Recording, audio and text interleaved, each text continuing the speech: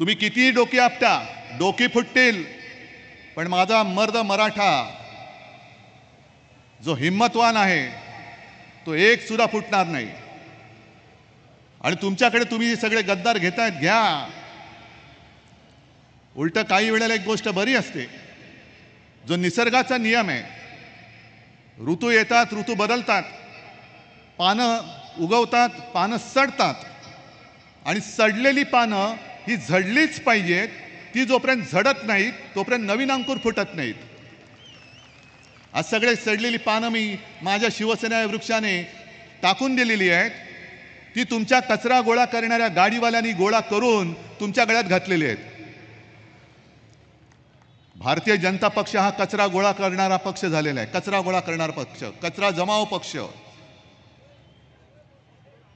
भाडोत्री तर आहेच, भाकड आहेच, भेकड आहेच, आणि कमळाबाई तर आहेच आहे।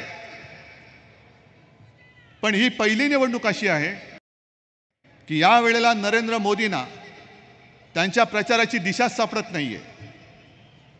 त्यांना एक असा उन्माद चढला होता की ही देशातली जनता आपण काही केलं तरी ऐकेल। 400 पारचा नारा दिला होता, पण आपण काय दिला नारा? अब की बार भाजपा तडीपार। आणि हा नारा दिल्यानंतर ते चिडीचूप झाले। मग घराणेशाहीचा मुद्दा काढला। त्यांना असं वाटलं होतं की घराणेशाहीचा मुद्दा काढला तर उद्धव ठाकरे गप्प बसेल।